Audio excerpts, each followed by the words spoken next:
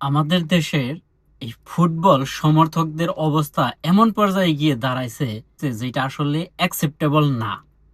এটা কোনোভাবেই গ্রহণযোগ্য না। দেখেন, এই ছবিটা দেখেন।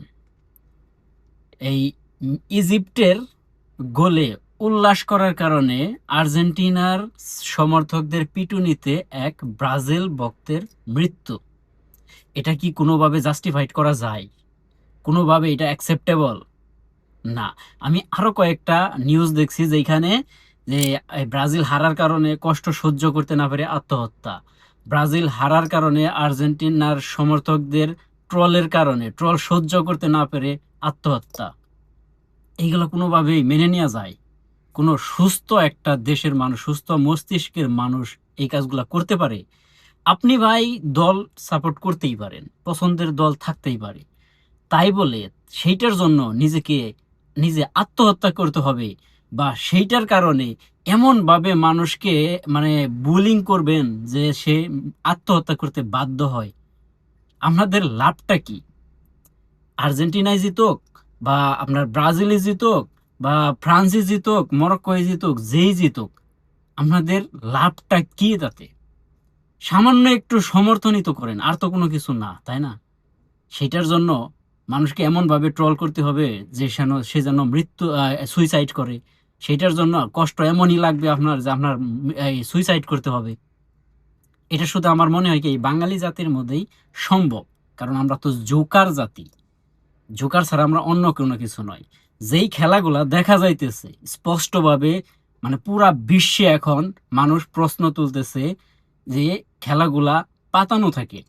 আর্জেন্টিনাকে জিতিয়ে দেওয়ার জন্য রেফারি থেকে শুরু করে ফিফার প্রেসিডেন্ট থেকে শুরু করে সবাই আর্জেন্টিনার পক্ষে কাজ করে। এটা তো স্পষ্টভাবে কেপ ভার্দের যে ম্যাচটা হয়েছিল আর্জেন্টিনার সাথে সেইখানেও স্পষ্ট হয়েছে। গত বিশ্বকাপে কাতারের বিশ্বকাপে নেদারল্যান্ডের সাথে যেটা হয়েছিল সেইখানেও হয়েছে। ফ্রান্সের সাথে যে ফাইনাল খেলো সেইখানেও দেখা গেছে যে আর্জেন্টিনাদের তারা মানে একটা অন্যভাবে ফেভার দিয়ে থাকে।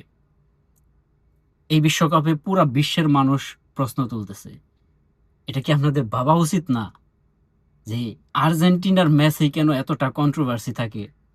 কেন মানুষ সবসময় দেখা যাইতেছে আর্জেন্টিনার ম্যাচে যখনই হয় তখন বিভিন্ন ধরনের বিতর্ক সামনে আসে, মানুষ এতটা প্রশ্ন করে কি কারণে? এমনি এমনি তো না ভাই, তাই না? কারণ তো একটা অবশ্যই আছে, তাই না? দিনের আলোর মতো পরিষ্কার।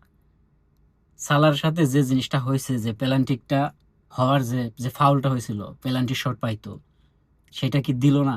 দিল না, ওকে, নাও তো হতে পারতো, কিন্তু তারা তো আপিল করছিল। ভিআর দিয়ে কি তারা চেক করতে পারতো না?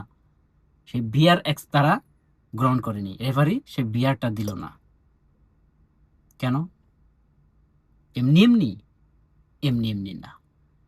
বড় দলকে ফিফা ফেভার দেয়, ঠিক আছে, কিন্তু এটা ভাই ঠিক না। বড় দলকে ফেভার দেওয়ার কারণে যে ছোট দলগুলা যে এতটা পরিশ্রম করে এরা সামনে আসতে পারে না। বর্তমানে ফুটবলের যে পরিস্থিতি, যে মানে বড় দলের যে একটা মানে খেলার যে কোয়ালিটি আর ছোট ছোট দেশগুলার যে কোয়ালিটি দেখেন, বড় দল তাদের সাথে টুক্কায়ও পারবে না। ফিফা যদি এদেরকে এই রেফারির মাধ্যমে এদেরকে যদি ফেভার না করে, এই বড় দল দেখবেন টুক্কায় পারবে না, ছোট দল সব সামনে এসে পড়বে, বড় দল পিছিয়ে পড়বে। কারণ সবসময় একই দল এক নাম্বার থাকতে পারে না ভাই। যারা নিচে থাকে তারা উপরে আসে, এইটাই নিয়ম, কিন্তু সেটা হইতে দিতেছে না। কালকে ইজিপ্টকে কি করলো? জিনিসটা হারিয়ে দিয়েছে না? জিনিসটা তো সব মানুষ বলতেছে। শুধুমাত্র যারা অন্ধভক্ত আছে তারা বলবে যে না, আর্জেন্টিনাই পারছে। যেরকম ওই যে আওয়ামী লীগকে এখনো যারা অ্যাকসেপ্ট করে যে আওয়ামী লীগকে এই গণহত্যা করে নাই বা কোনো অন্যায় করে নাই, এগুলা যারা এখনো বিশ্বাস করে, ঠিক এইরকমও অন্ধভক্ত আছে এই ফুটবলের মধ্যে।